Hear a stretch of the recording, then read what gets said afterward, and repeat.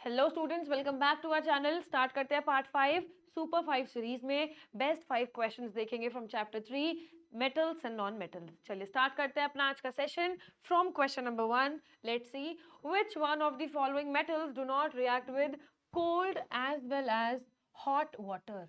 अब हमने जब अपना चैप्टर पढ़ा था मेटल्स नॉन मेटल्स का, प्लेलिस्ट आप जाके चेक कर सकते हैं हमारे चैनल पे, तो हमने क्या देखा था वहाँ पे कि कुछ मेटल्स होते हैं जो रिएक्ट करते हैं हॉट वाटर से, कुछ मेटल्स बहुत रिएक्टिव होते हैं इसलिए वो कोल्ड वाटर से ही रिएक्ट कर देते हैं। जैसे कौन से मेटल्स होते हैं, जैसे हमारे सोडियम, पोटेशियम, ये क्या होते हैं, हाईली रिएक्टिव मेटल्स। तो इनको जरूरत नहीं होती कि हम वाटर को थोड़ा भी हॉट वाटर यूज करें, तो ये कोल्ड वाटर से रिएक्शन देते हैं।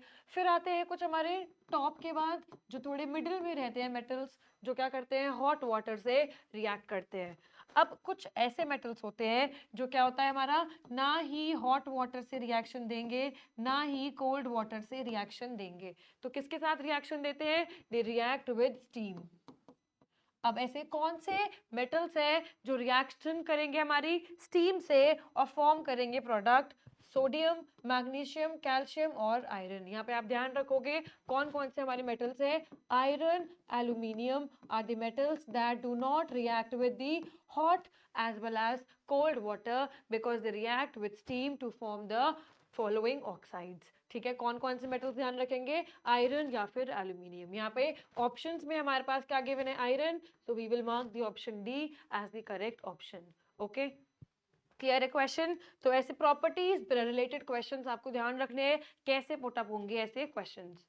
चलिए नेक्स्ट क्वेश्चन की बात करते हैं। Which of the following are not ionic compounds. बात करते हैं आयोनिक कंपाउंड्स की, तो हमें पता है आयोनिक कंपाउंड्स में क्या होता है, transfer of electrons. Transfer of electrons किसके बीच में होता है, from a metal to a non metal. और ये ट्रांसफर होता कैसे है, हमारा जो मेटल है वो क्या करेगा, इट विल लूज इलेक्ट्रॉन, और जो इलेक्ट्रॉन ये लूज करेगा उस इलेक्ट्रॉन को हमारा नॉन मेटल क्या करेगा, गेन कर लेगा और क्या बनाएगा, आयंस बनाएगा। अगर आयंस बनेंगे तो हमारा जो कंपाउंड होगा that will be a ionic compound. अब कौन से यहाँ पे हमारे कंपाउंड्स है जो क्या है आयोनिक, और कौन से हैं जो आयोनिक नहीं है, जो क्या करेंगे, शेयरिंग करेंगे और कोवलेंट बॉन्ड का फॉर्मेशन करेंगे। देखो KCl की बात हो रही है, KCl, NaCl, NaCl तो हम सबको पता है ना, Na+Cl- स्टेबल सॉल्ट क्या है हमारा, आयोनिक कंपाउंड है। सिमिलरली हमारा K+Cl- भी क्या है, आयोनिक कंपाउंड है। It exist as K+ and Cl- ion in the molten state, so this is a ionic compound. उसने पूछा है कौन सा नहीं है, तो ये वाला ऑप्शन तो नहीं हो सकता, आउट। ठीक है, बात करते हैं HCl की। तो HCl की अगर हम बात कर रहे हैं तो HCl में ध्यान रखेंगे कि जो हमारा HCl है ये हमारा क्या है, कोवलेंट बॉन्ड है। इसमें हम क्या देखते हैं, sharing of bond is seen in this compound. ठीक है, तो यहाँ पे क्या होगा, यहाँ पे शेयरिंग है, तो this is not a ionic compound, ये बनेगा हमारा कोवलेंट कंपाउंड। सिमिलरली देखो NaCl ऑप्शन में ही आ गया, तो फर्स्ट और फोर्थ तो पक्का क्या है हमारा, फर्स्ट और फोर्थ हमारा है आयोनिक कंपाउंड। कौन सा नहीं होगा आयोनिक कंपाउंड, CCl4। CCl4 की भी बात कर लेते हैं। अगर हमने लिया कार्बन जिसके पास क्या है, 4 वैलेंस इलेक्ट्रॉन्स है ना, 2,6 इसकी क्या है, सॉरी 2,4 इसकी हमारी रहती है कॉन्फ़िगरेशन, तो हम क्या करेंगे, 4 इसकी बॉन्ड्स बनाएंगे, Cl Cl Cl and another Cl over here. ऐसे करके हमारी क्या बन जाएगी, हमारी कोवलेंट बॉन्ड बन जाएगी by the sharing of electrons. तो हमारे दो कंपाउंड्स कौन कौन से, CCl4 एंड HCl क्या है, हमारे कोवलेंट बॉन्ड्स है, तो यहाँ पे हमें आयोनिक बॉन्डिंग देखने को नहीं मिलेगी। So the correct option would be second and third. Okay, first and second, second and third, B option क्या हो जाएगा हमारा, करेक्ट ऑप्शन हो जाएगा, क्योंकि ये क्या है, हमारे कोवलेंट बॉन्डेड कंपाउंड्स है। These are not the ionic compounds because there is sharing in such compounds. Okay, चलिए बात करते हैं नेक्स्ट क्वेश्चन की। असर्शन रीजनिंग का हमारा क्वेश्चन है, बिल्कुल आराम से इस क्वेश्चन को अटेम्प्ट करेंगे। असर्शन है हमारा, copper reacts with moist carbon dioxide in the air and slowly loses its shiny brown surface and gains a green coat. This green substance is copper carbonate. Okay, बात करते हैं हम अपने copper की, जब हमारा कॉपर क्या हो जाता है, रस्ट होने लगता है, जैसे हमारा आयरन की रस्टिंग होती है, सिमिलरली हमारा कॉपर भी क्या हो जाता है, रस्ट हो जाता है। किसकी प्रेजेंस में, ऑक्सीजन की प्रेजेंस में, बिल्कुल ठीक बात है। मॉइस्चर की प्रेजेंस में तो क्या लिखेंगे, वाटर।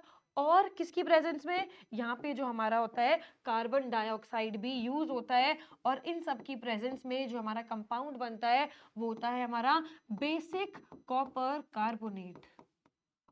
बेसिक कॉपर कार्बोनेट जो किस कलर का हो जाता है, जो हमारा ग्रीन कलर का फॉर्म हो जाता है, और जिसको हम क्या बोलते हैं, rust in this case of copper.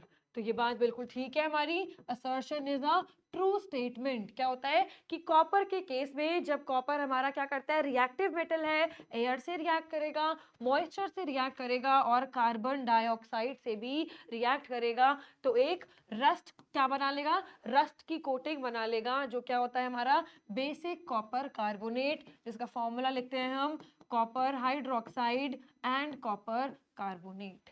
This is the formula of basic copper carbonate, जिसको हम बोलते हैं rust which is of the green colour. तो असर्शन बिल्कुल क्या है हमारा, ट्रू है। अब देखते हैं इसका रीजन। रीजन में ये बोलता है हमसे, iron when expose to moist air for a long time acquires a brown flaky substance called rust. Iron के केस में अगर हम बात करते हैं तो ब्राउन कलर का रस्ट मिलता है, जैसे हमारा कॉपर में मिला था ग्रीन कलर का रस्ट।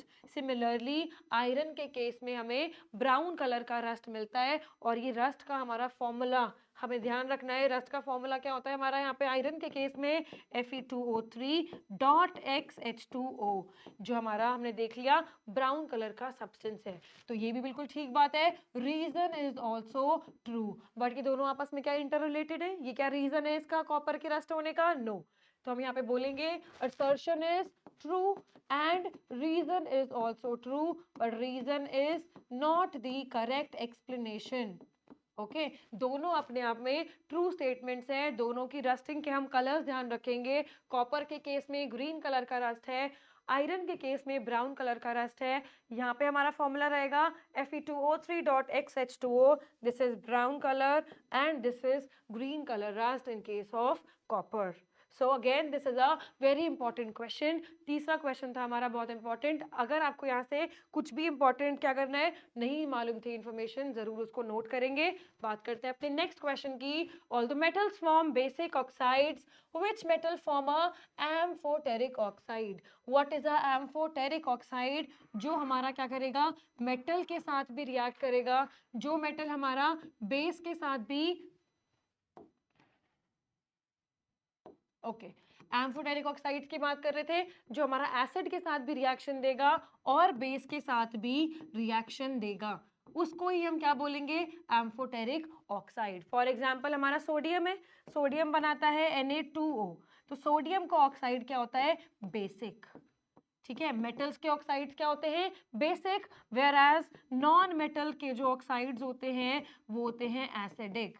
बट जो हमारा एम्फोटेरिक ऑक्साइड होता है वो एसिडिक ऑक्साइड भी बनाता है और बेसिक ऑक्साइड भी बनाता है। मतलब अगर दोनों के साथ रिएक्ट करेगा, एसिड्स के साथ भी और बेस के साथ भी, forming both category of the oxides. देखते हैं कौन ऐसा हमारा एलिमेंट है, sodium, zinc, calcium and copper. तो यहाँ पे हमें ध्यान रखना है, जिंक इज द मेटल जो हमारा एसिड के साथ भी रिएक्ट करेगा, बेस के साथ भी रिएक्ट करेगा, forming this amphoteric oxide. So the correct option over here is the option number B, that is zinc.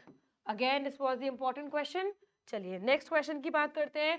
Generally non metals are not good conductors of electricity, which of the following is a good conductor of electricity. हमें पता है कि metals जो है हमारे बहुत अच्छे conductors होते हैं, these are the very good conductors, whereas जो नॉन मेटल्स है हमारे वो होते हैं हमारे बिल्कुल बकवास, bad conductors.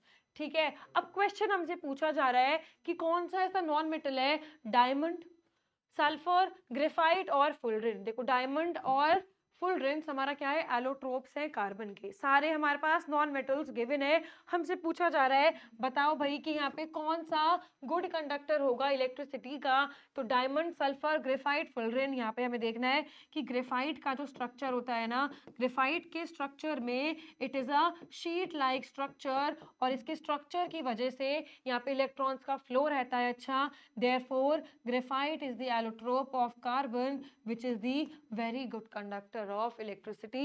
So you will mark the option C as the correct option. Diamond क्या होता है हमारा? Diamond is the hardest natural substance.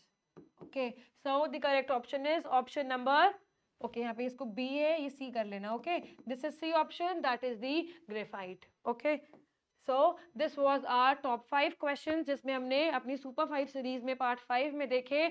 मिलेंगे अपनी नेक्स्ट सीरीज में. Till then stay tuned. Thank you so much.